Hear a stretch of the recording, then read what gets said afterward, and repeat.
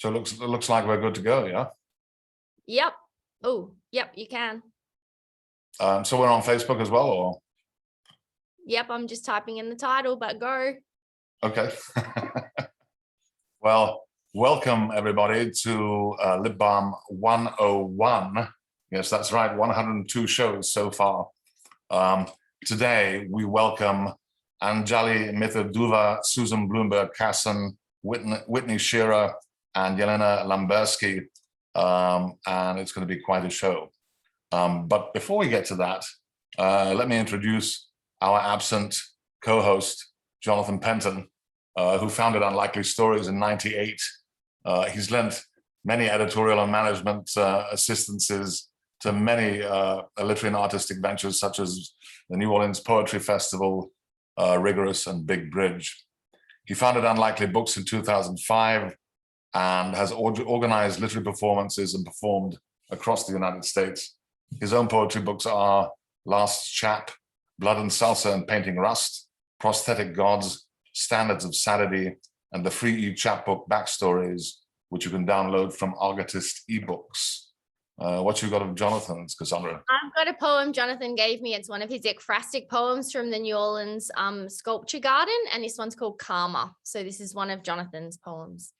It's a lie, you know, less than that, an absurdity, a ridiculousness, oft repeated in this more ridiculous than average town. There is no karma. Bad things do not happen to bad people.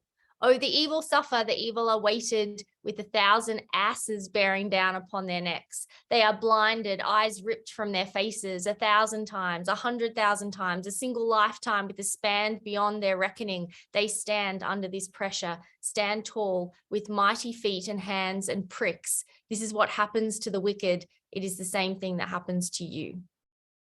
With my special pronunciation of asses in the American style instead of asses. Just letting you know. You're on mute. From a linguistic point of view, asses just has a little bit more depth. That's my personal perspective. Yeah. Yeah. It sounds better to say you're such an ass rather than an ass in the donkey. No, it's kind of got a little bit more umami, if you know what I mean. Anyway, here's a little bit about Cassandra. Cassandra is an award-winning writer, scholar of prose poetry, and professor of writing and literature in Melbourne, Australia. Her most recent books of prose poetry are Pre-Raphaelite, Leftovers, and Fugitive Letters. She's currently writing a book of prose poetry on the atomic bomb with funding from the Australia Council. Cassandra co-wrote prose poetry, an introduction, an amazing book which came out from Princeton New Press, I believe, and the Anthology of Australian Prose Poetry. Cassandra is commissioning editor for Wesley magazine also. Well, I have been commissioned to write 21 poems on salt. About halfway through. So I'm going to read you a salt poem. Your backpack is long and rests low on my back. You adjust the straps across my shoulders, pulling it up and snapping the toggle that rests across my chest. The deli at Dem Supermercati is pink with meat piled on the shelves in rounds and pre-sliced in the display cabinet. You ask for San Daniele prosciutto and the butcher takes a side of meat and cuts it into slices. He gathers each piece carefully as it floats from the machine to his palm. We buy tinned tuna, bottles of frizzante, shiny green olives in jars and heart-shaped strawberries in punnets. At the cash register, you pack everything into the backpack while it's still on my back. Weighty items first and lighter ones on top. The woman behind me in the queue smiles as I do a little jig to show you it isn't too heavy. When we arrive back at our hotel room, you untoggle me and slide off the pack and then my dress. As I lie back on the bed, you remember your prosciutto and half naked, place it in the fridge. Later, when you open the package, the transparent cerise slices are thinner than the waxed paper it's wrapped in. And I would like to introduce the frighteningly talented Mark Vincennes, who is an Anglo-Swiss American poet, a fiction writer, translator, editor, publisher, designer, multi-genre artist, and musician. He's published 20 books of poetry, including more recently Einstein Fledermaus, The Little Book of Earthly Delights, A Brief Conversation with Consciousness, There Might Be a Moon or a Dog with Gazebo Books in Australia, 39 Wonders and Other Management Issues forthcoming from Spite and Dival, and The Pearl Diver of Iranmani forthcoming from White Pine Press. An album of music, ambience and verse, Left Hand Clapping, is forthcoming from Tree Torn Records. Vincennes is also a prolific translator, and he's translated from, everyone here knows, German, Romanian, and French. He's published 11 books of translations, most recently an Audible Blue, Selected Poems 1963 to 2016 by award-winning Swiss poet and novelist Klaus Mertz, just out from White Pine Press. He's currently working on a brilliant novel entitled The Age of Occasions. Vincennes is editor and publisher of Mad Hat Press and publisher of New American Writing. He has lived all over the world. Join in the regulars from Brazil to China to Iceland to India. He was born in Matilda Hospital on the Peak in Hong Kong, but he now lives on a farm in rural Western Massachusetts, overlooking Herman Melville's Greylock Mountain, Melville's inspiration for Moby Dick, where there are more, and he changes this one every week. Wait for it. There are more northern red-bellied cooters, pickerel frogs, and five-lined skinks than people. You've outdone yourself with cooters this week, Mark. Yeah, I thought cooters had a nice ring to it. Like cooters. This is called Endurance, and it comes from a book that I've been working on called All the Tricks of Language. It's a prose poem. The expiration of the empire, the incumbent flags of endurance. His lordship writes to you out of concern for your personal welfare. A case in point is said to be, in the context of art, a failure for an immured goddess, or perhaps the words are but mere pinpoints on a feeble tenant. The hills are no forgery, your lordship. Now and then, a little nonsensical abides. This favor we bestow. Yes, she says in all her affluence. Shall we put them to the stake? We unlaid mysteries once, time and sex. We tied up in the sandbar of Hades, or upon the bejeweled rocks, tiger bright with their clattering of brass bells, or again in the merest of things among the flowers, amid the quivering reeds, along the embankment in exact observation of the tide. Am I a commuter amongst the bees, she thinks solemnly, in both this and that other Arcadia, lying under the dew, just one more grand rounds for both the bottle and the few, and under there, where infinitives romp and roam, where there is no feeling of therefore, where the heart's surprise gathers in folds and is pulled into the water where our good old goddess burns in her welfare, less difficult and less important than that demure dance through time.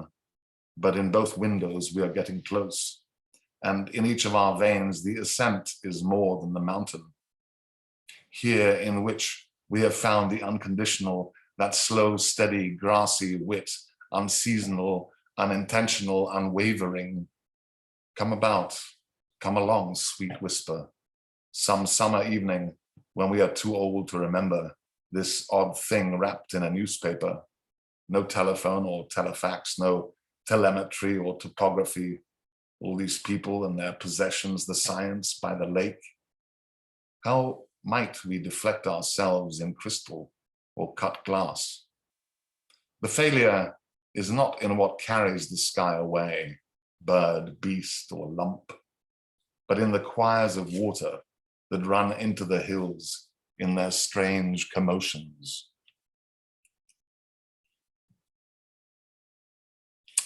And I am now delighted to introduce Anjali Mitter Duva, who's an Indian-American writer raised in France. Anjali is the author of the novel Faint Promise of Rye, shortlisted for a William Saroyan International Prize for Writing. She was 2018 finalist for a Massachusetts Cultural Council Artist Fellowship. Anjali co-founded and runs the Arlington Author Salon, a literary series with a twist, is fiction co-editor at Solstice Literary Magazine, and an instructor at Grub Street Writers. She's also a co-founder at Chandika, a non-profit organization that teaches and presents India's classical storytelling, Kathak dance. Anjali was educated at Brown University and MIT. Find her on her website, which is Anjali Mitter Duva, one word, .com, and on Twitter and Instagram. Welcome, Anjali. Thank you so much, and thank you for having me.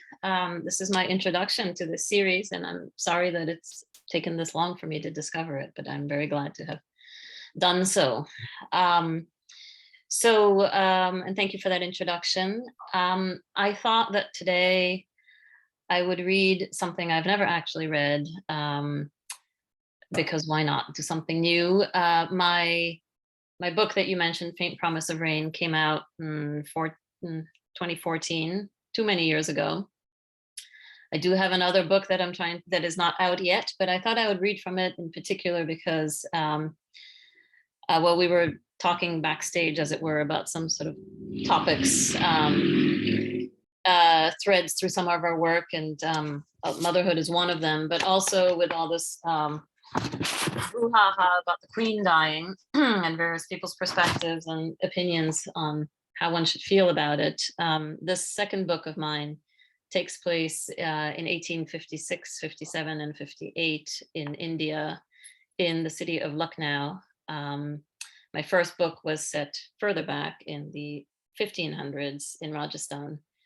And I'm tracing through several books the story of an Indian classical dance called Kathak. And each book is set at a time of major transition in India's history. In my first book, the transition from Hindu rule to Muslim rule and the beginning of the Mughal era. In the second book, from which I'll be reading, which is tentatively titled Between Light and Earth, the change point there is the beginning of British rule, the end of Muslim Mughal rule, and the beginning of British rule in 1857.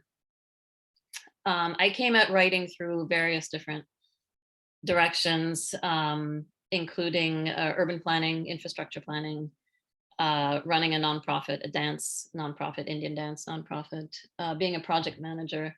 And I'm always drawn to stories that show the different layers and intricacies of what's going on. I always get frustrated in workshops or classes when everybody asks whose story is it, because it's never just one person's story. And so I'm sticking to my beliefs in the importance of multiple points of view and stories that show how different people are affected in different ways. So I have two passages here I'm going to read. I did time them for them to fit in my allotted 12 minutes, of which I think I've used 2.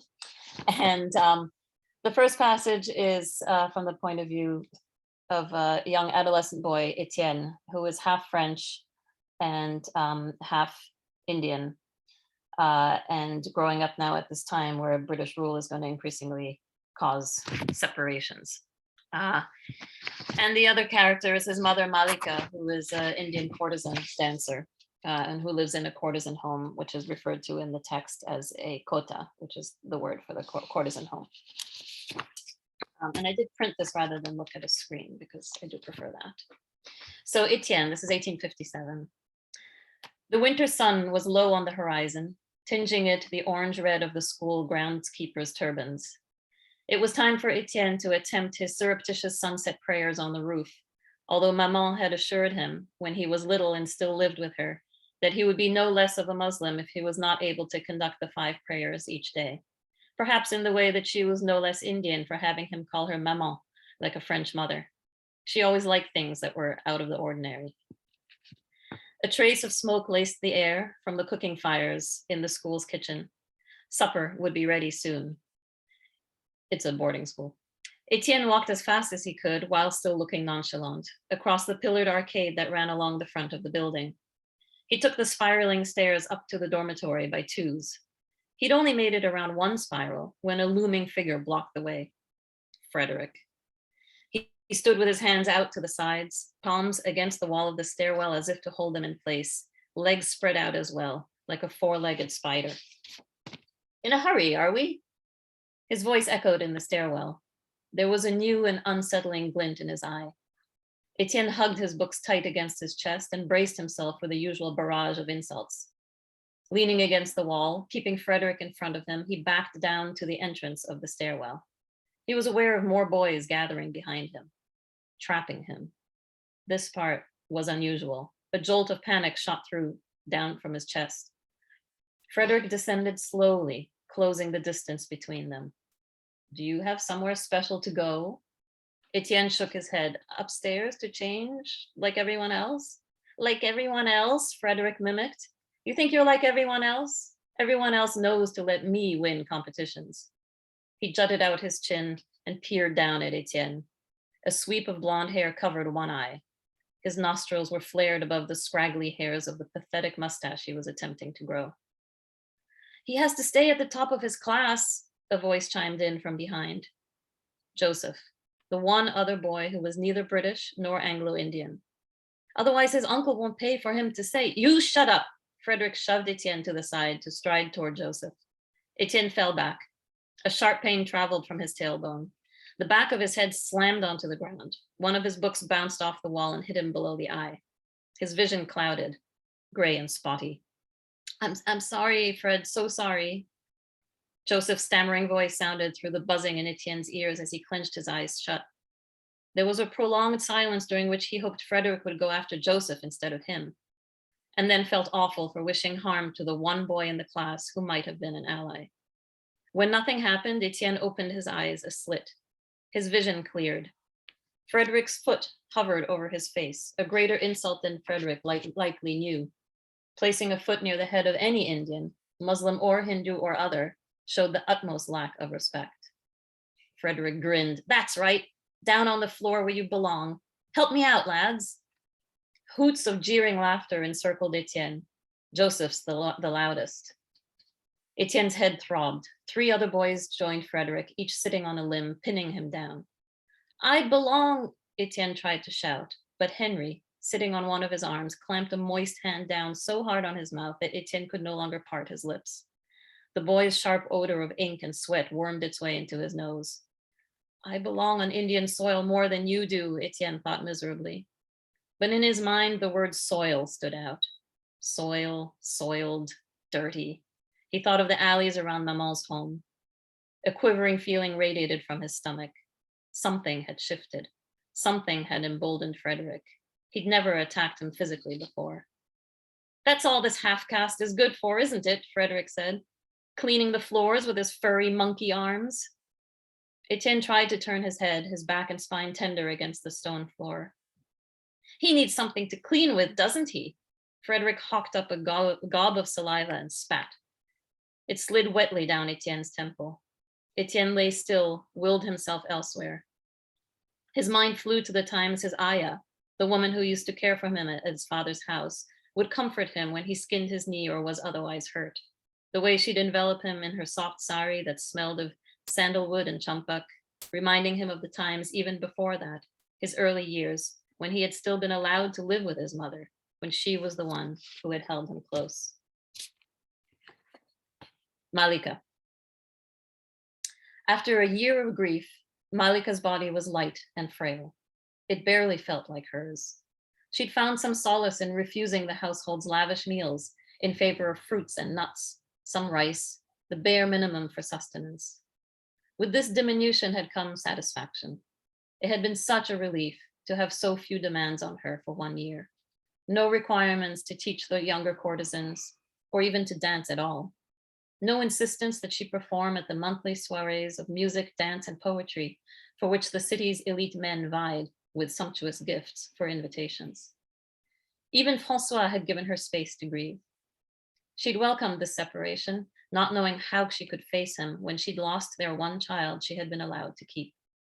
When, despite her longing for Etienne, she was terrified of closeness, lest she lose him completely too. She'd been through a form of mourning for him already, when he had left the Kota at the age of 5. It was for the best that they were apart. He had a place among the Europeans. She had to believe this would be better for him. The 3 other courtesans bowed to Malika, their senior. The 2 musicians raised their hand to their foreheads. They were new. Malika did not recognize them. Amma, her mother, had likely planned this, a grand return. She had kept track of the date as closely as Malika had. Of course she had. Malika's sister Daya sat on the rug beside them, a shawl around her shoulders. Her growing belly rested on her crossed legs. The regular teacher, the court Kathak dance master, stood with his hands together. All eyes were on Malika. Her breath came fast and shallow. Through the heavy silence of the room came the sounds from the outside world, the raucous calls of shopkeepers, a child's cries, the dull tap-tap of a foil maker hammering a square of silver between sheets of leather. They beckoned, but Malika was trapped. Amma stood in the doorway, her slight frame strong as steel. Daya hummed a note and started to sing. Her crystalline voice filled the air. She was a dancer too, but it was her voice that distinguished her. It made the walls feel further apart, the room brighter. Malika had missed it this past year, along with the intricacy of the footwork, the way the slaps and stomps fit within the beats of the tabla with such precision, her feet pumping like the pistons of François' machines, everything falling neatly into place. These elements of dance had sustained her during the years of Vivienne's illness. They had been her refuge. How selfish she had been even to seek a refuge when her little girl was suffering. She had been dancing, Malika had been dancing alone in this room, when her maidservant Lakshmi's sharp cry had brought her running to Vivienne's bedside. Too late.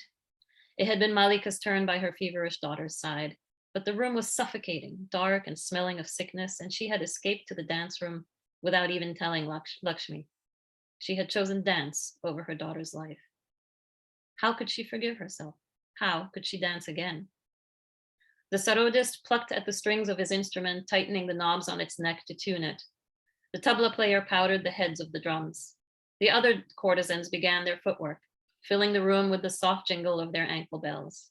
Their bare feet slapped at the floor in unison, but Malika's feet would not move. This room was no longer an escape, but a prison. Her mind traveled to that moment a year ago when she had had the most unspeakable, albeit fleeting, thought.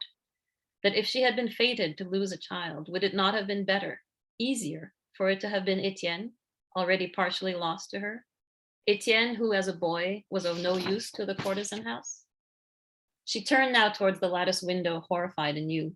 Her throat tightened. She had to open her mouth to gulp in enough air. The floor tilted and the music grew distant. A rap at the window jolted her back. One of Uncle Hamid's tumbler pigeons, startling in its pure whiteness, pecked at the wood. Why did those birds who could so easily flutter away insist on returning time and time again to be locked in cages on the roof? Over the past year, Malika had often imagined she could fly away. She would rise above the rumble and jumble of Lucknow. She would leave behind this courtesan home, the city's most esteemed one, and swoop through the still air over the labyrinthine alleys of the old city. She would follow the river Gomti's silt-laden course east past the British residency with its maroon awnings, over shimmering lotus domes and minarets, and through the jasmine-scented gardens and orchards of the palace complex. She would circle La Martinière College for boys, with its imposing building and stark obelisk that rose to pierce the fish-colored sky. From this safe distance, she would whisper to Etienne, ask his forgiveness, tell him how much she'd enjoyed his letters, even though she could tell there was much he left out of them. Gliding over the dark groves along the river's curves, she would fly unfettered to the place, wherever it was, that she truly belonged.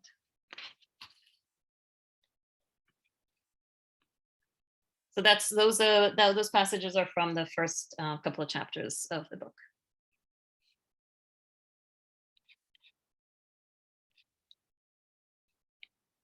I'm not sure who goes after me. I see. I see. That was fabulous. Thank you. Thank you. That was wonderful. I didn't know if you had something more for us or not. Oh, well, I didn't know if you want. I didn't want to use up more than my allotted slot of time, and I think you're doing Q&A at the end, right? We will see what we can achieve. But I have a few. Thanks so much, Anjali. It was great. Yeah. And next we hear from Whitney Sharer, who holds a BA in English from Wesleyan and an MFA from the University of Washington. Her short fiction essays and interviews have appeared in numerous publications, including Vogue, The Telegraph, The Tatler, and Bellevue Literary Review. Her first novel, The Age of Light, based on the life of pioneering photographer Lee Miller, was published by Little and Brown and Picador in February 2019, and was a Boston Globe and Indie Next bestseller, and named one of the best books of 2019 by Parade, Glamour, Real Simple, Refinery, Booklist, and Yahoo internationally. The Age of Light won Le Grand Prix Riche Gauche à Paris, was a coup de Coeur selection from the American Library in Paris, and has published in over a dozen other countries. Whitney is the recipient of a 2020 Massachusetts Cultural Council Artist Fellowship in Fiction, and has been awarded residencies at the Virginia Center for the Arts and Ragdale. She teaches fiction in the Boston area and is co-founder of the Arlington Author Salon, a quarterly reading series. She lives with her husband and daughter in Arlington, Massachusetts, where she is at work on her second novel. Welcome, Whitney, and what do you have for us? Hello, thank you so much for the introduction, Mark, and thanks to all the hosts for inviting me. It's such a pleasure to be here with this wonderful group of fellow writers, and it was especially nice to come to an event that starts with poetry. Like Anjali, I know this series has been going on for so long, but this is my introduction to it, and I just love the tone that set, and it was really nice to just infuse poetry into my Saturday afternoon. So thank you for that. I'm going to read an excerpt from The Age of Light, and the four women who are reading today had talked before this about, and I think Anjali mentioned this as well, that talking about themes of motherhood and writing and balancing that with your children. The Age of Light is decidedly not about motherhood.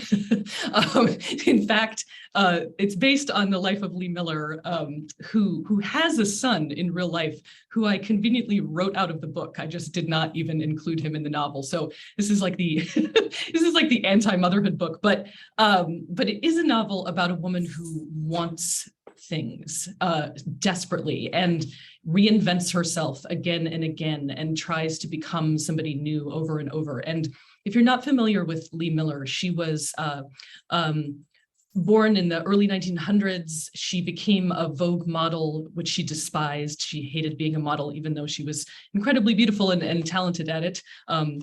And it came sort of naturally to her. She did not love being a model at all. And instead, she wanted to be an artist, and she wanted to go behind the camera rather than being the object of the image. So she picked up her life at age 22, moved to Paris, and met Man Ray, the surrealist photographer and painter, and one of the founders of the Dada movement in Paris, and a very well-established artistic figure. So she met him, she became his assistant and his lover kind of in short order, and then went on to become an extremely successful surrealist photographer and fashion photographer on her own. And then she reinvented herself again during World War II and became one of the first female war correspondents, working for Vogue magazine, which, you know, when you think about that today, seems strange, or at least seems strange to me that Vogue would be sending somebody to the front lines, but they did. And she took these unbelievable pictures, many of which you probably have seen, even if you don't know that they were by Lee Miller. Pictures of the opening of Dachau and Buchenwald at the end of the war, and a very, very provocative and wonderful photo that she staged of herself taking a bath in Hitler's bathtub in Munich after Hitler had fled that city. So if you don't know her work, you know, my hope, even, you know, in writing this novel, and my hope in doing any sort of reading from it, is that you'll go and you'll look her up online and you'll learn more about her, because she was just a complete badass and fabulous woman who I find very inspiring about every single thing except for motherhood. So, the book kind of it focuses primarily on her life in Paris and these early days in her artistic journey, and when she met and fell in love with Man Ray. And then it also kind of dips in and out of these experiences that she had during World War II. And through those two periods in her life, kind of tries to address the question of a woman who was as talented as she was. When she after the war, she ended up stopping making art. I forgot to mention that. And so I just became fascinated by how somebody so talented could stop making the art that had been such a huge part of her life. So those were the two periods of her life that felt to me like the parts that would best explain you know, that journey that she took, and then kind of where she ended up. But the piece that I'm going to read for you is actually it's a piece from pretty early in the novel, doesn't need very much setup at all, when she first sort of presents herself at Man Ray's studio and has this opportunity to become his assistant. And she had met him in a very strange circumstance at a very, very strange kind of opium den type place a few weeks before, at which point she had lost her camera and she had this weird interaction with him. And so she hasn't seen him since then. So that's all you need to know. Okay. It is just after 2 o'clock when she arrives. She raps on the door and considers all the things that she could say. Man Ray probably won't even remember her from that night at Drosso's, but if he does, she can laugh it off or pretend to be someone else entirely. Time stretches out long enough that she begins to regret being there. Finally, the door opens and Man Ray stands in front of her, drying his hands on a dingy rag, his hair springing out from his head, just like the first time she saw him. "You're not supposed to be here until 2:30, he says. Lee takes a step back. I'm not supposed to be here at all. He shades his eyes with his hand. "You're not my 2:30? No, we met before." The minute it's out of her mouth, she regrets it, but she pushes on. "We met at Drosso's."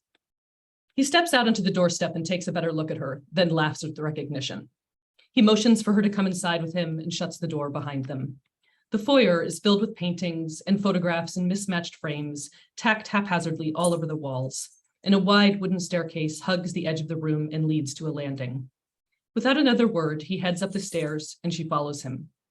They enter a small parlor and Man walks over to a cart that holds an electric kettle and begins to make 2 cups of tea. Lee sits in an armchair studded with unnecessary buttons and watches him. He's as small as she remembers him, but today he's dressed stylishly in wide-cuffed wool pants and a matching vest, and his body has a coiled, wiry energy to it. As he pours the water over the tea bags with one hand and arranges spoons and sugar cubes on saucers with the other, Lee likes how efficient he seems, some part of him in constant motion. He brings over the tea and sits on the settee across from her, and she likes too his dark brown eyes, the intelligence and humor she sees in them as he looks her over. "I didn't expect to see you again," he says, his voice light. "You seemed rather angry." "Well," Lee leans forward and picks up her teacup with nervous fingers. "I lost my camera that night." It's my dog banging a bag around. "I lost my camera that night. I know you're a photographer. I thought maybe when you left, you might have seen it." She glances around the room as if she expects the camera to be sitting on a shelf nearby. "You had it with you at Drosso's?" "Yes, but I lost it. Not the best place to take something valuable. Lots of unsavory people go there. Addicts." He picks up his teacup and slurps from it noisily. When he sets it down, he scrunches his eyebrows together as if concerned for her safety. Lee switches tactics. "I'm a photographer. Well, not really. I'm a model. I was a model in New York before I moved here, and I know Condé Nast and Edward Steichen. I know you know them. Has Steichen done you?" She can feel Man's gaze resting on her throat, her hair, her mouth. "Of course, for Vogue and other places." Lee feels the familiar ground of modeling beneath her, sits up straighter, and turns her good profile toward him. "I'm better. After this 2:30, I don't have any more appointments. I'll take your picture. You can use it here, get started. I know some people at Laurent's. They're always looking for new girls." Lee sets down her cup. "I don't want you to take my picture. I want to take pictures. I want to be your student." "I don't take students. I don't know what Condé told you, but you're luminous, truly. I can see why Vogue wanted you. I'll do you for free. You can put it in your portfolio." Behind him, a grandfather clock tolls once and is followed by the pound of the door knocker. Man rises. Lee knows this is her only chance to make this work. He thinks she's beautiful, that much is clear, and it would be so easy to flirt with him and keep his interest. But she doesn't want him to think of her that way. "I've been thinking of how I'd take your picture," Lee says, just before he reaches the door. He turns to look back at her. "I'd lay you down on a table and put the camera at your feet. I'd make you look like a landscape." As she says it, she can see it, the ridges and folds of the fabric on his body like mountain ranges, the features of his face flattened to abstraction. Man pauses at the door and considers her. It wouldn't work. There's no way to get the focus right on a shot like that. Of course not. Conviction and confidence in an instant, replaced by the wide void of all she does not know. Lee stands up and clasps her hands together like a schoolgirl. "That's why I want to be your student. You can teach me these things. Condé mentioned I might come to you." Man waves his hand. "He sent lots of people my way. I made the mistake early on of being helpful, and now everyone feels like they can come learn from me. I don't have time to support every person who wants to be the next Man Ray. I'm busy. Portraits to shoot for Condé's magazine, actually. He should know better. How would you shoot me? Lee pulls down her shoulders and lifts up her chin and looks at him directly. He gives her a quick, appraising glance. Probably a close-up of your face, with your hand at your throat, black background. His tone is clipped, a bit dismissive. Again, the sound of the door knocker echoes through the room. That's boring, she says, to keep his attention. He stares at her, surprised, then starts to laugh. You're not shy, are you? He takes a step toward the door and then holds up a finger. Wait there, don't go anywhere. She can hear him run down the stairs and open the front door, then voices murmuring, footsteps. Man leads a woman past the parlor and Lee catches a glimpse of her, a column of gold shot brocade topped with a towering pompadour. And as they disappear into what must be Man's studio, Lee sits for a while, waiting, watching the smooth sweep of the second hand on the grandfather clock, taking in the oils on the wall, the crowded bookshelves, the objects clustered on the mantle. A line of bird's eggs arranged by size, a similar arrangement of enamel vases, the smallest no larger than a kidney bean. She walks over to the shelves and reads the titles on the stacks of books. She picks up a porcelain cow figurine and weighs it in her palm. She wants it, all of it. And then she walks out into the hallway where she can see the studio, where Man is heaving a reflector light into place. When he notices her standing there, he says, "Can you come help me with these lights, please?" The studio smells of burning dust and bromine, and it is like every other studio she has ever been in. White walls, light filtering in from wide windows, the camera on its platform with the huge black hood. But this time, she walks over to one of the reflectors, grabs a leg while Man grabs the other, and pulls and wiggles it into place. This time, she picks up a glass plate and hands it to him, watching attentively as he loads it into the camera. The woman in her beautiful dress chats with both of them. She is here to get a portrait done for her husband for their 20th wedding anniversary. When the camera is set up, the woman clenches her face into a small, tense smile. Man keeps up a friendly patter with her, clearly trying to put her at ease, and Lee sees immediately how good he is at connecting with his subject. But Lee knows a few things too, and right before Man goes under the camera hood, she tells the woman, "Relax your eye muscles when you smile." And after a moment's hesitation, the woman does so, her face suddenly more natural. When Man emerges from the hood, he looks at Lee and gives her a nod of approval. She nods back, feeling the way she had hoped to feel since she left New York, as though she has finally managed to set something good into motion. Thanks.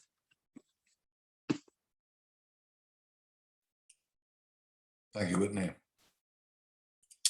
And next we hear from Susan Blumberg-Kason, who is the author of Good Chinese Wife, A Love Affair with China Gone Wrong, and co-editor of Hong Kong Noir from Akashic Books.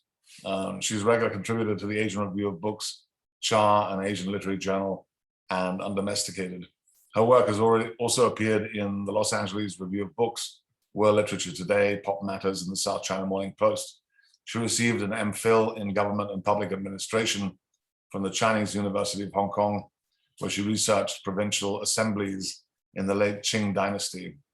Born, raised, and now based in the Chicago suburbs, Susan is also working on a biography of Bernardine Salz-Fritz. Welcome, Susan. Thank you so much. And I want to thank Yelena for inviting me today. This is super exciting, and it's going to be hard to follow Anjali and Whitney's steps, but I'll try. So I'm going to read from a book that will be published in January of 2024. It seems like long time from now. It's a biography of a woman named Bernardine Salz-Fritz, who was a Jewish woman from Peoria, Illinois. And in 1929, she was 33 years old, and she moved to Shanghai to marry her fourth husband. So she had been part of the literary scene in Chicago, New York, and Paris before she moved to Shanghai. So I don't know if she knew Lee Miller, but it was like that group. And in 1928, she was on a trip around the world and met this silver broker from North Dakota who had been in Asia in Hong Kong and Shanghai for about 15 years at that time. His name was Chester Fritz, and he had never been married before, and he had never met anyone like Bernadine. So she met him briefly on this trip. She returned to Paris, where she had been living for a few years. And when she got there, she found dozens of telegrams from Chester. She had forgotten him. I mean, they had talked, but she didn't really remember who he was. But he had not forgotten her, and he professed his love for her. He wanted her to return to Shanghai to marry him. He promised this great life of adventure. And so she was at this point where she didn't know where her next step was. A lot of her friends in Paris were moving to New York or going to the south of France. Her family from Peoria had moved to Daytona Beach, so she didn't really have anywhere else to go. And she was a mom from her first marriage. She had a daughter who at that point was about 14 years old in a Swiss boarding school run by a protege of Isadora Duncan. So she felt like she had this freedom, and she decided to try it. So she took the Trans-Siberian back to Shanghai, and she met Chester in Manchuria, where they got married. But he was not, as one can guess, what he had advertised himself to be. And when she got to Shanghai, it was a really lonely existence. She was not part of this like gin and tonic drinking crowd that played cards all day and went to the racehorses. And she had been in these art scenes in New York and Chicago and in Paris, but it was really hard to break into the Shanghai art scene because it was such a segregated city.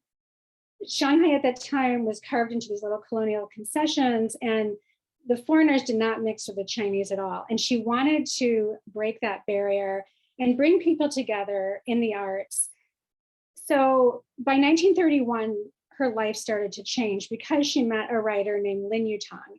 He was one of the most prolific writers in China then, but he also was a bestseller in the US because he wrote both in English and in Chinese, and not the same things. He would write some things in English, some things in Chinese. And that was what a lot of the Shanghai intellectuals were like back then, completely bi or trilingual. And Bernadine met Lin Yutang, and he opened her world to all these other writers, actors, musicians, dancers, and she started a salon in her home. And even though Chester was this horrible husband, he allowed that and he was fine with it. But after a couple of years, she could not fit 150 people in her dining room and living room. So she started a theater company, and that went really well until 1937 when the war started. So I'm going to read from a trip she took with Lin Yutang and his family. She was like a sixth wheel because his family was his wife and his 3 kids, and Bernadine tagged along. And they went to the city of Hangzhou, which is one of the most romantic cities in China. So this is from that. One weekend, Yutang invited Bernadine to join his family in Hangzhou, a 4.5-hour drive from Shanghai. The fabled city with its mountainous landscape and the West Lake had long been a favorite of the Lin family, but this trip would be special because they could travel on a newly paved road between the 2 cities. Mustard seed was in bloom, and for miles around, they saw nothing but a sea of yellow flowers. When they reached the coast, the ocean loomed off to the east. The final hour along the seawall inspired Yutang to quote classical Chinese poets. He also spoke of sing-song girls memorialized in tombs around the area they were about to reach. These sing-song girls were especially important to Chinese culture, Yutang proclaimed, because they were poets and had sacrificed themselves for the men they loved. We will find their tombs, Yutang declared, most of them in obscure spots. Some of them took me 10 years to find, and then I will kowtow. Of course, you can all kowtow if you like. Bernadine and Yutang's wife Hong chuckled and politely declined. Of course, you 2 women will laugh at me, he mocked, but I don't mind. When they reached the hotel in Hangzhou, Bernadine couldn't take her eyes off the scenery, the lakes, the mountains, the misty clouds and the trees. It all reminded her of a traditional landscape painting. Most travelers to Hangzhou spent their days hiking to temples and ancient tombs and climbing to a famous pagoda. Bernadine most looked forward to spending hours sailing on West Lake and the many small lakes that fed into it, drifting in a large boat with a canvas cover to protect from the sun's rays. They arrived in Hangzhou just in time for the annual pilgrimage to Jade Emperor's Hill, a mountain dedicated to the father of the Qianlong Emperor during the Qing dynasty. The hike entailed walking up hundreds of stone steps wrapped around the mountain. It was not for the faint of heart, but the Lin daughters eagerly awaited the climb. Yutang grabbed a handful of copper coins, and Bernadine wondered why he didn't hand them out to the many panhandlers seated along the path. Every 2 or 3 yards all the way up, Bernadine said, we passed beggars of every possible description, from beautiful ascetic-looking monks to garrulous, scraggly old women, to the blind, the halt, and the lame. Many of them kept up a continuous begging song, often which was raised to substantial howls. As Bernadine and the Lins passed the beggars, Yutang explained that the hikers gave out money on the trip down the hill. And sure enough, when it was time to start back down, Bernadine noticed Yutang dividing the copper coins amongst his daughters. Bouncing with glee, they each dropped coins. Sorry about that. I can't mute those texts. Bouncing with glee, they each dropped coins into the hands of what Bernadine termed the mendicants. When they reached the bottom of the mountain, the Lin daughters begged to climb it up again so they could give out more coins. The 3 adults put a quick stop to that idea, but Bernadine chuckled in delight at the girls' enthusiasm. The following day, they set off on a drive along a new road carved between the cliffs along the Tian River. This was Yutang's first time on the road, and it was all he had spoken of the previous evening. Bernadine met the Lins early to start out on their excursion. There's a roadway built through the center of the lake, Bernadine wrote, and willows bend on either side of it, their lower branches trailing like fingers in the water. The other side of the lake was just as spectacular, with a winding road that led to a breathtaking view of the river. Since the river banks were so low, the river appeared to Bernadine as the most peaceful body of water in the world. The green tranquility on each side of the river contrasted with the ripples on the water as huge junks floated by with enormous sails.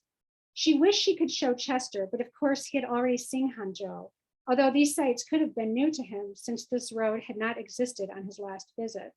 Still, Bernadine felt grateful she could enjoy these sights with the Lins. The driver meandered around the cliff, and one of the daughters noticed Yutang looking down at his lap.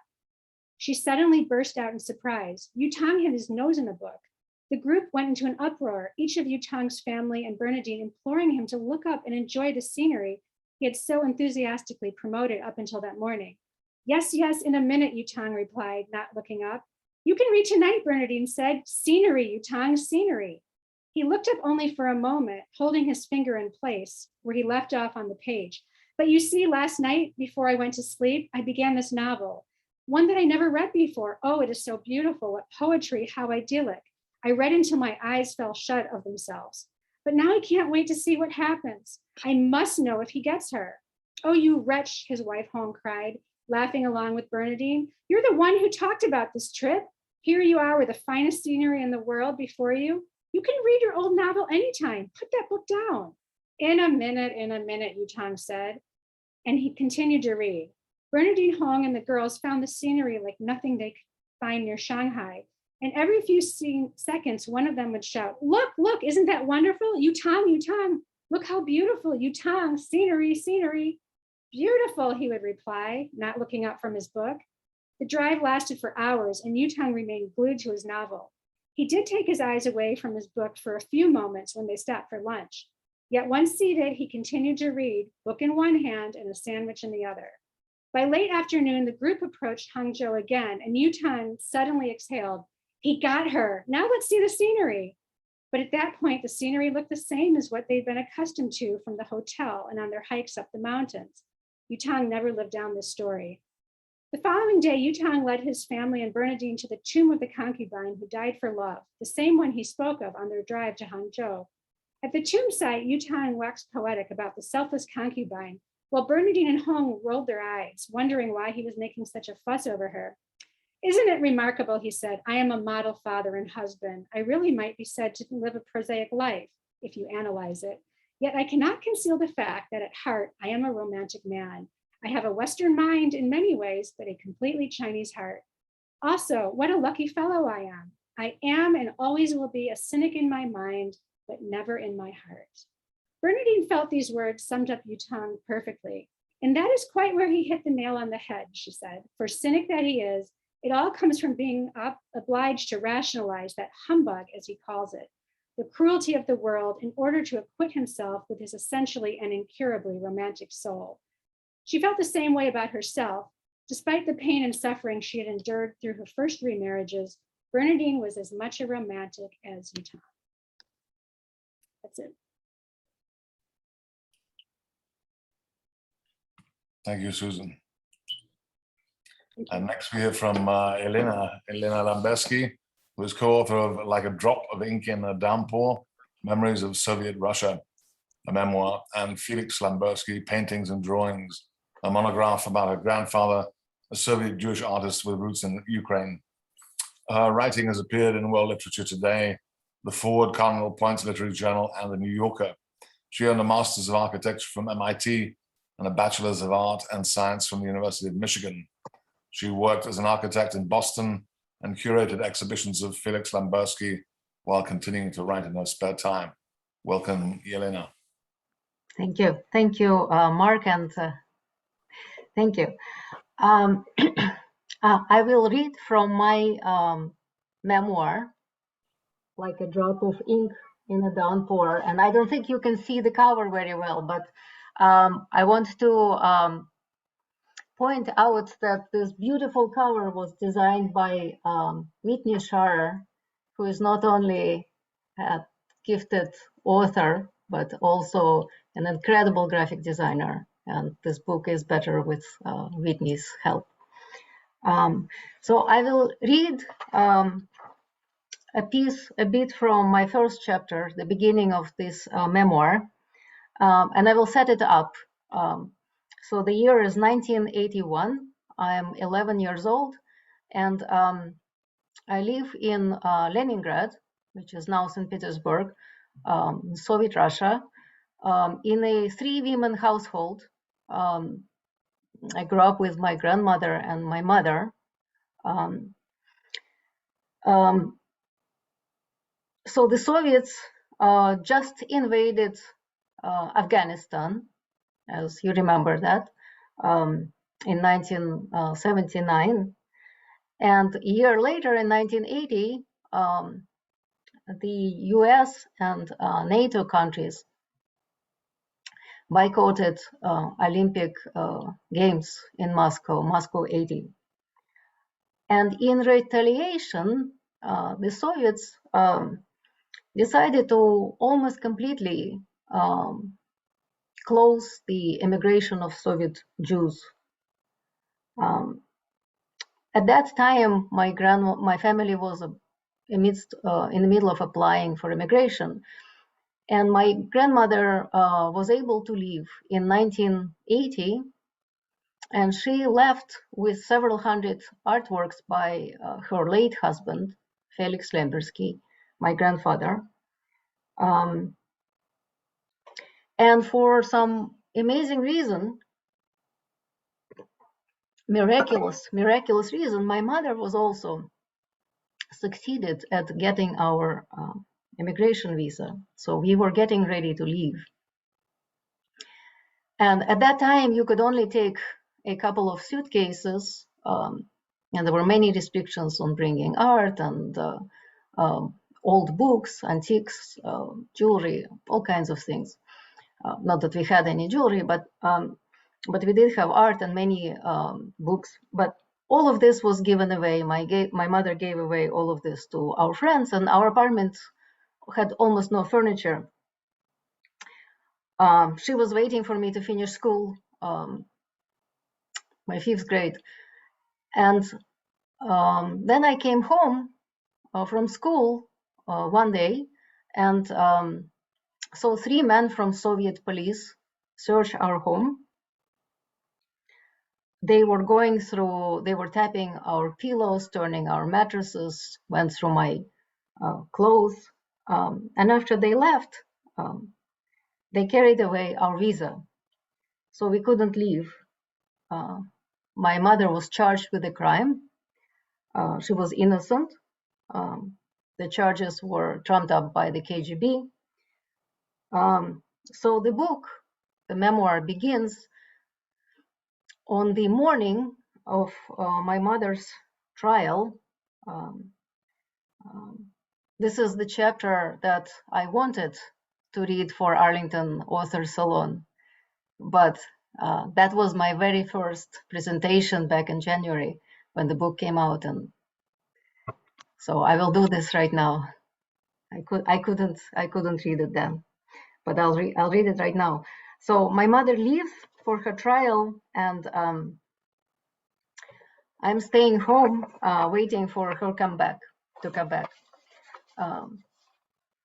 A knock on the door, a muffled, tentative thud. Not Mama's. She did not let me come with her to the trial.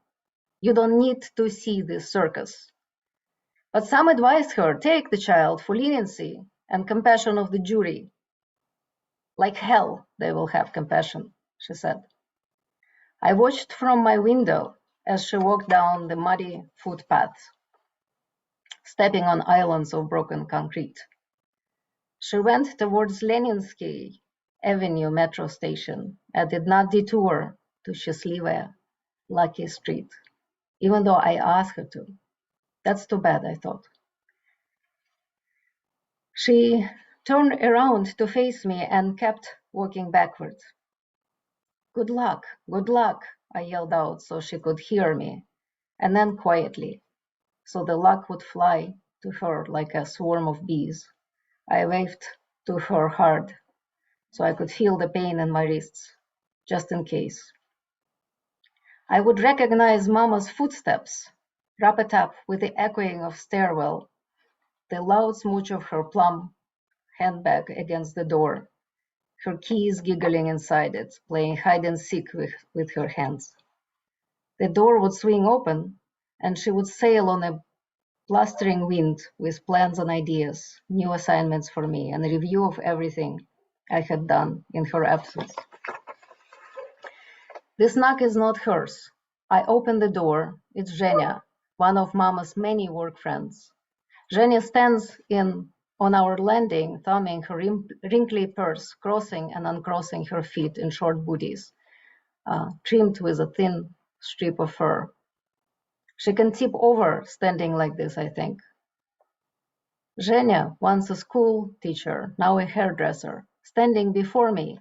She is rustling in her mind through pages of textbooks on preteen psychology, reading for a difficult heart-to-heart conversation. I cut her off. Should I get my things?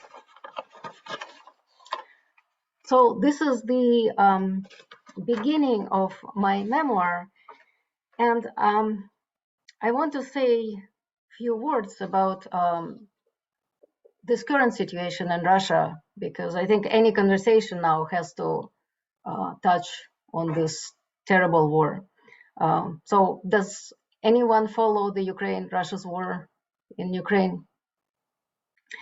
So a couple days ago, there is a good news out of St. Petersburg that I want to share. A couple days ago, a group of 5 political leaders, deputati from St. Petersburg municipal district, wrote a letter in which they ask for Putin to be removed from his position as a president.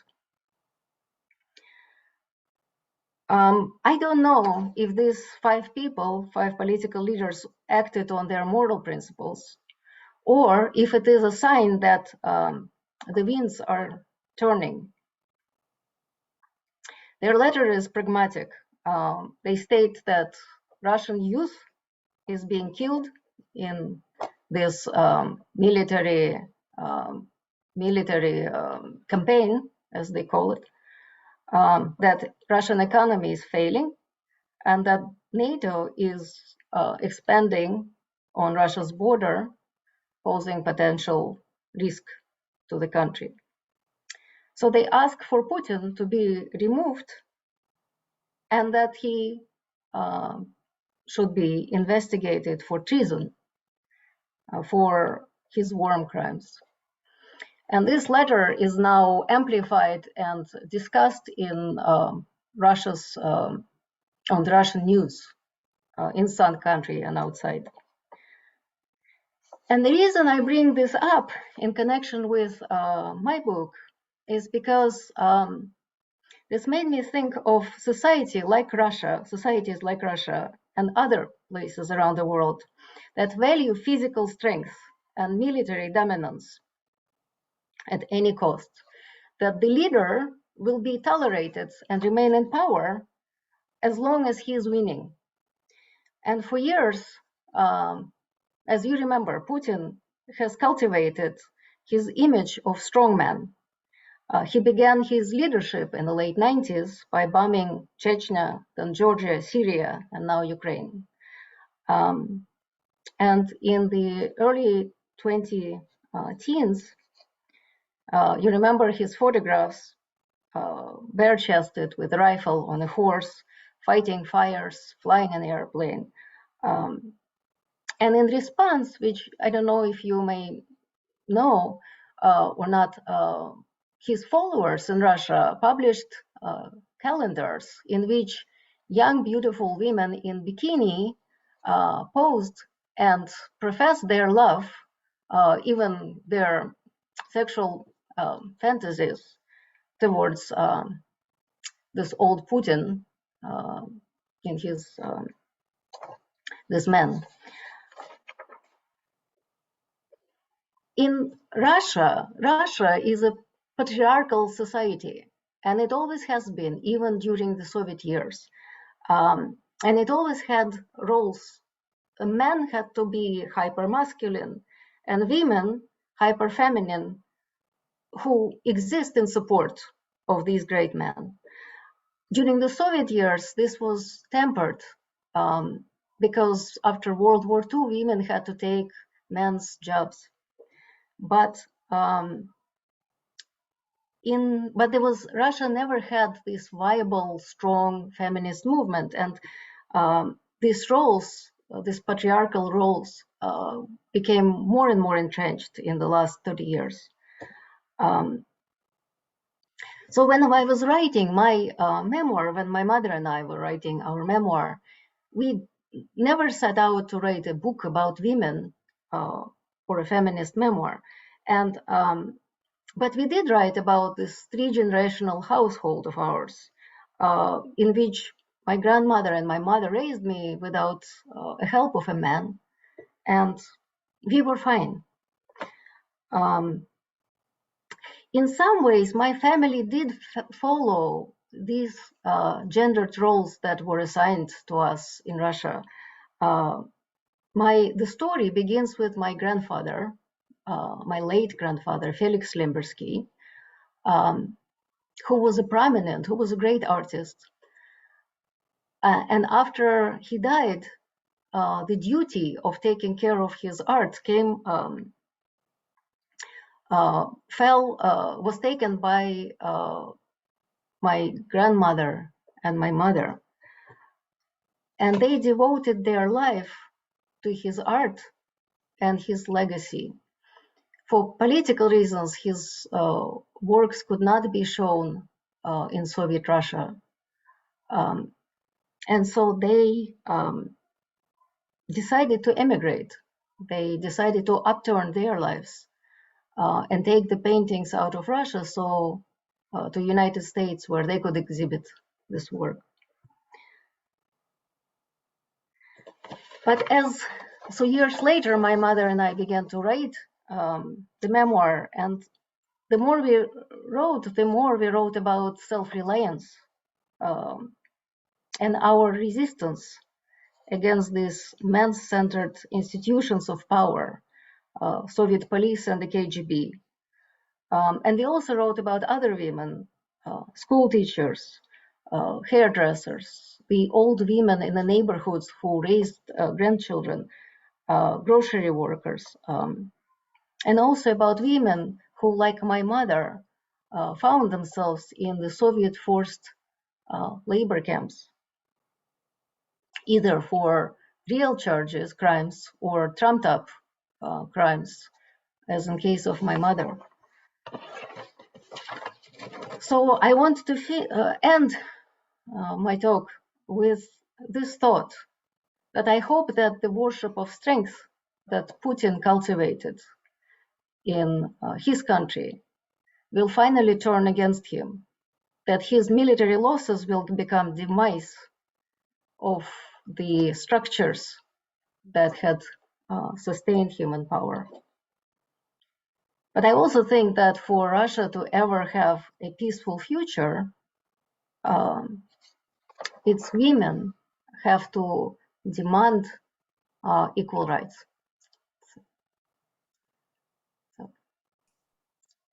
Thank you, Elena. So many topics, many thoughts. I'm thinking the common thread in all of this today is kind of this sense of diaspora or being a dissident, something like that. I totally empathize with you guys.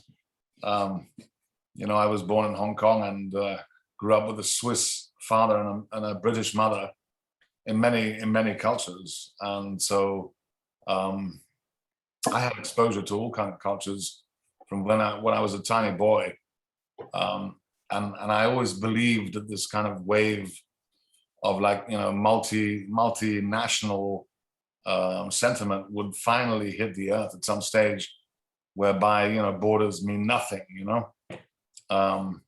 Unfortunately, not yet, but let's cross fingers that it happens in the next 100 years or so, maybe 200. Anyway, that eventually happens. Thank you guys so much for those wonderful passages from your books and your thoughts. First off, how do you see yourself in your writing? Are you the character or the narrator on their journey through the book as a separate entity from yourself, or is that an assemblage of yourself and other people? Let me ask Elena, for example. That's a very good question, and of course, as a memoir, right, it should be me as myself, but it's a great question, because I think anytime you write, it is an assemblage of something else. My mother and I wrote together, and you know, the second part is in her voice, but I have to tell you that I also wrote parts of it in her voice. So there is part of it is that you have to grow into someone else. Who knows? I like that. You have to grow into someone else. I like that. So Whitney also I saw Anjali was Whitney. Your work is fiction, right? Mhm. So how do you put yourself in the head of the narrator and just like let's see what happens, sort of thing, or do you try and take kind of an objective perspective? Well, I mean, I think that there's no way that you can write a character without putting some of yourself into that character. You know, sometimes you hear writers say that, you know, it's totally fictional. It has nothing to do with me. And I'm always like, I don't know if I believe that. I mean, Lee Miller is the opposite of me in almost every single way, you know, so it's not like I was like, I will write Lee Miller like Whitney Sharer. Like, I definitely wasn't doing that. But at the same time, you know, you have to get into the interior of somebody, you have to think about feelings that you've had and sort of, you know, project those onto. On the other hand, as they say, you know, opposites attract, sort of thing. Yeah. So was that the attraction for you, do you think, with Lee? Or?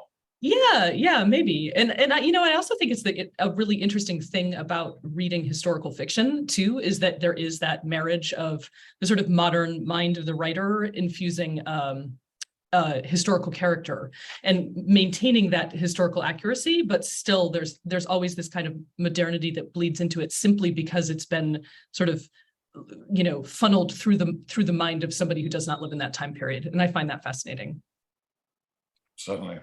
And Anjali. Yeah, I think it's an interesting question. Like you, I grew up straddling multiple continents and cultures. My father's Indian from Calcutta.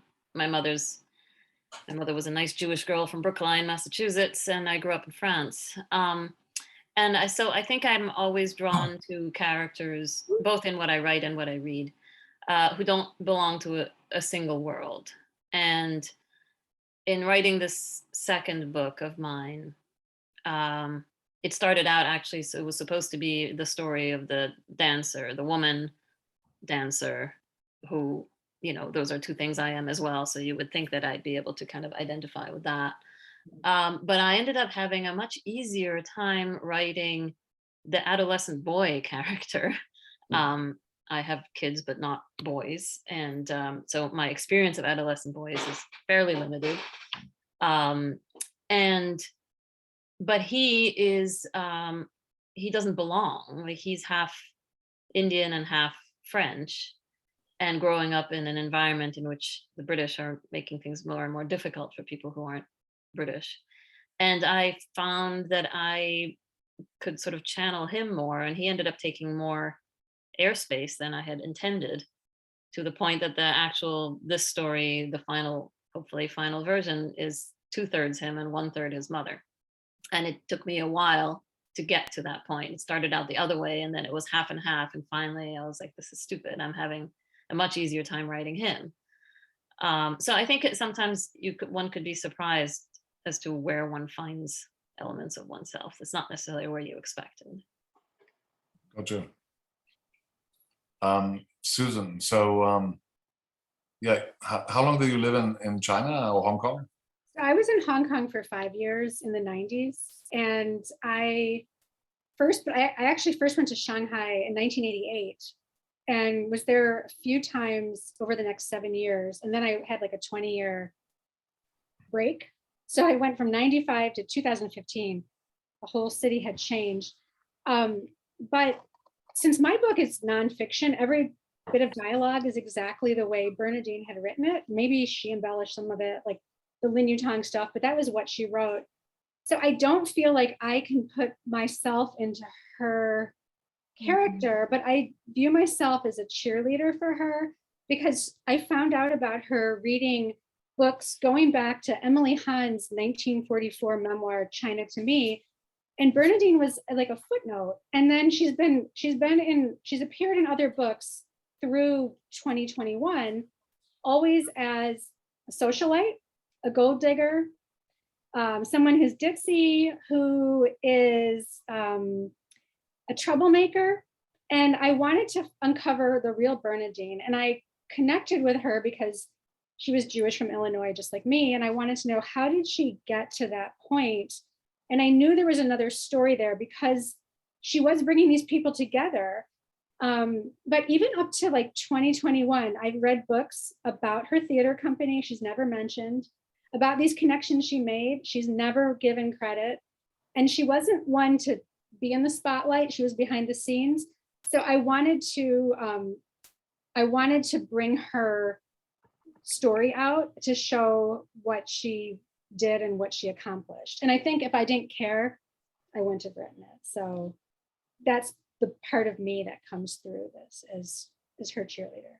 And she was a bad mom. So I don't ignore that. Like, I have to address that.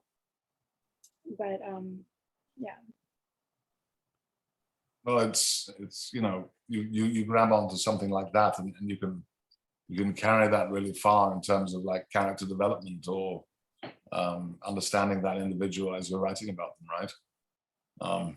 So that's one element that sort of sticks in your head as you're writing, right? Anyway, thank you all so much for a wonderful reading, Anjali, Whitney, Susan, and Yelena. And I'm actually going to hand the mic over to my co-host Cassandra to address the open mic proceedings for this evening. Yeah, it's open mic's going to be fabulous, but that was a fabulous reading. So it's hard. Other people said it's hard to come after something so powerful, and it sort of was cumulative with each reader. It became more and more kind of a part of the dialogue. But I do have some brilliant people, and the first one is Edward. Edward, are you there? I am. Excellent. And I did give you co-host powers so that you should be able to share the screen. All right, these powers go into my head. Thank you, everybody. That was really fascinating work. So let's see if we can share the screen.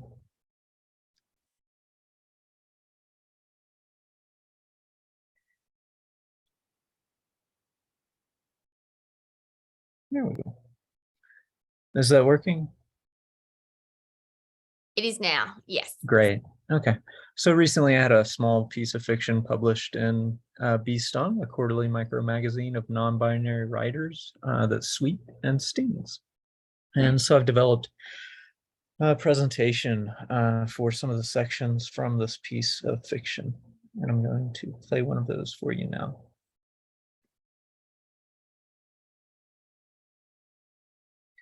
You can adjust the audio. The trucker wore suspenders, which called racism. The trucker wore suspenders, which he called seersucker. No matter how cold the weather turned, he was wearing a crumpled seersucker when he rose and walked from the third row to the altar. When he was done, he said, "I don't have to go to work anymore." At the tram ticket office, it began to feel antsy, nervous.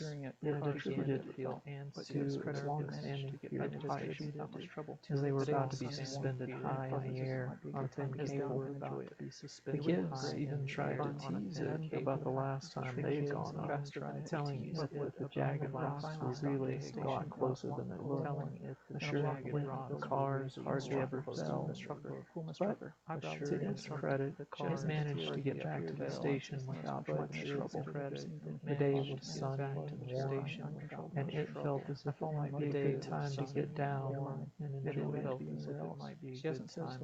It would have been great fun if it hadn't been for the fact that the tram was moving faster than it could keep up with, and that when it finally stopped at the station, it was a little more than a block away from the building.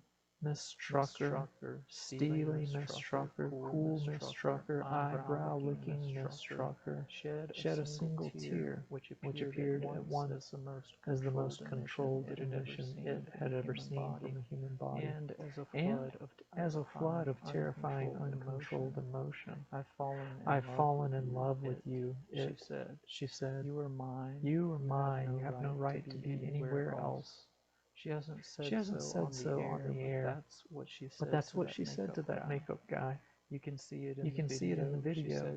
She said she never said that. She said that if she'd ever had to make a choice between the two, she would choose the one that felt most real.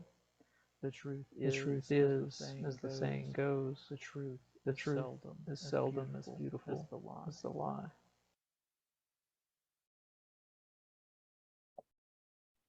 Okay. I should also mention that this work uses Percival Everett's American Desert and text generated using one of Hugging Face's GPT language models as source text. Thanks. Wow. Thank you so much. That was quite haunting. It was amazing how that I could pick up different pieces of it at different times. I really enjoyed it. Thank you so much. Next, we have the famous DeWitt. DeWitt is going to read. It's always a joy. He's here with his chair. He's post-dinner, so he's bound to be in a good mood.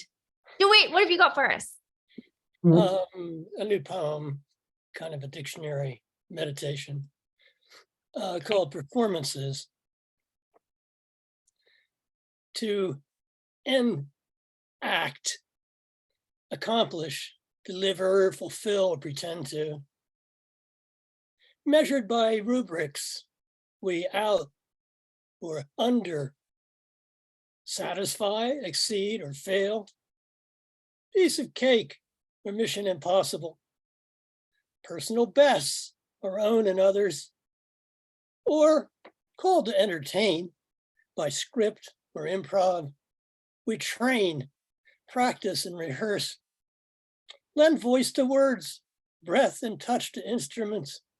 Body's motion to music. We're live, we're taped.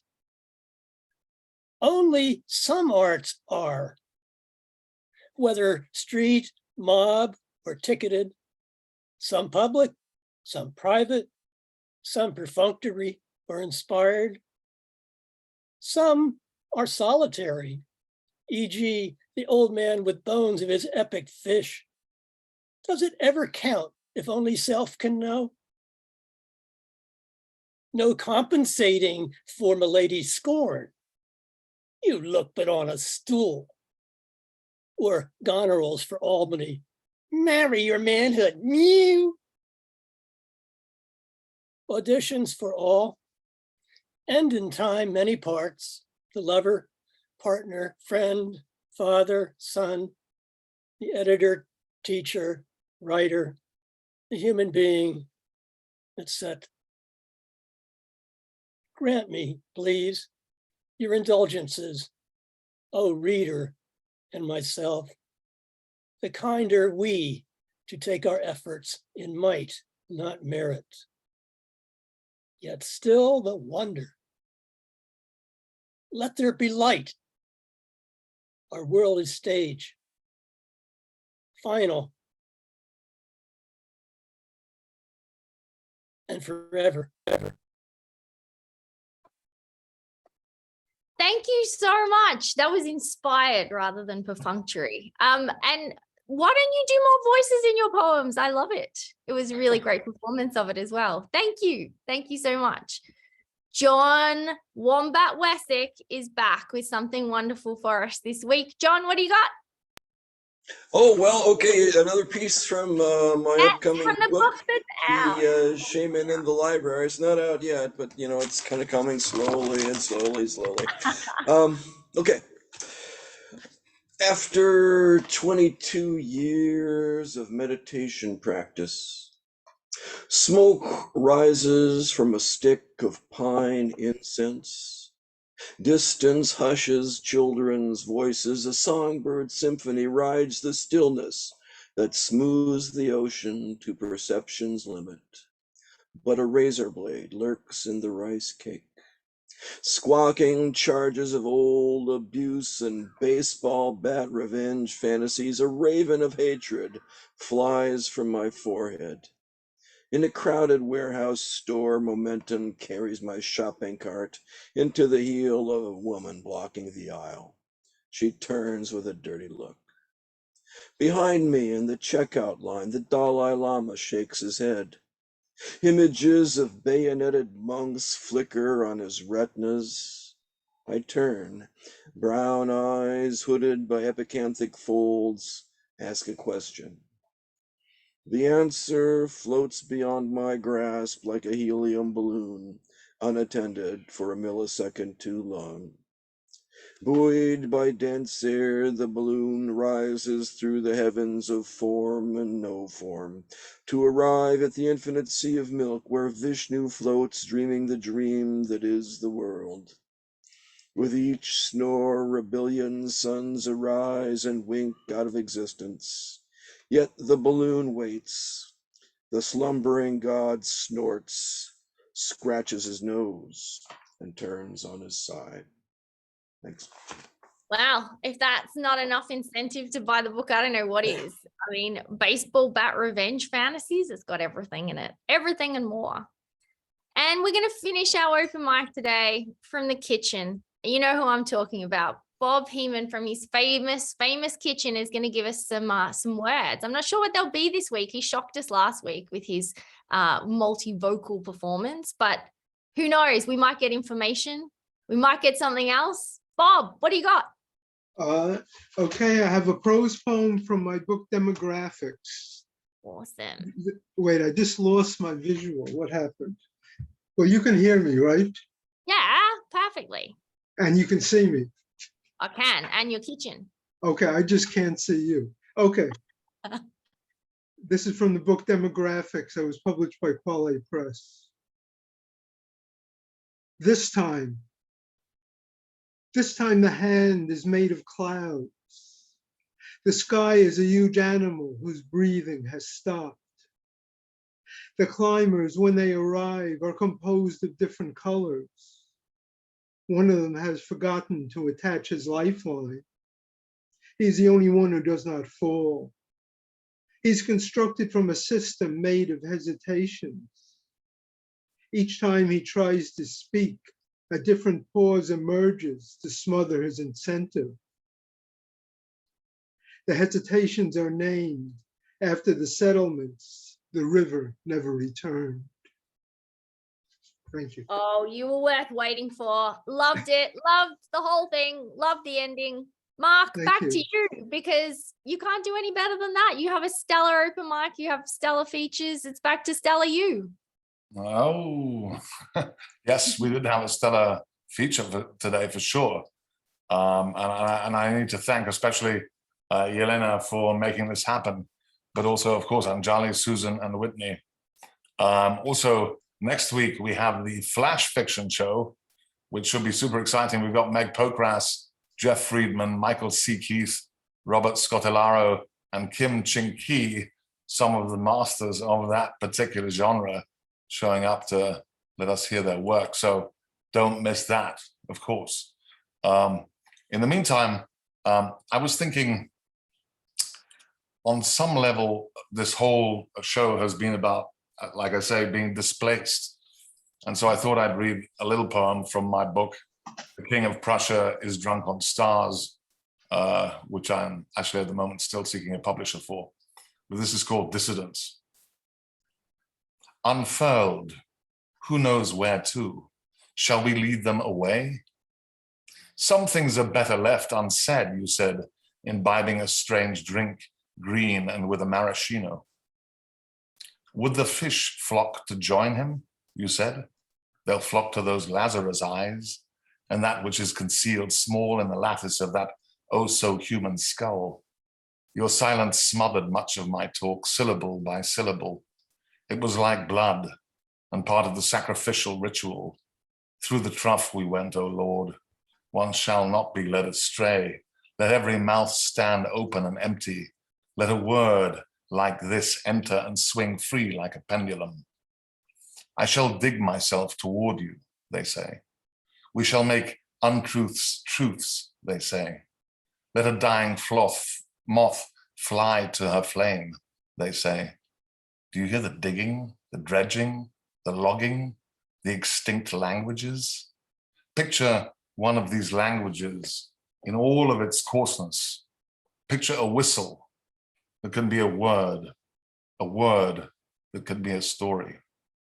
Thank you so much for this wonderful evening tonight. And I hope to see you next time as well. Peace, love, and poetry. Good night, folks. Thank you so much. Thank you. Thanks so much, guys. Thank you. Yeah, Susan and Shearer, I see you. Bye.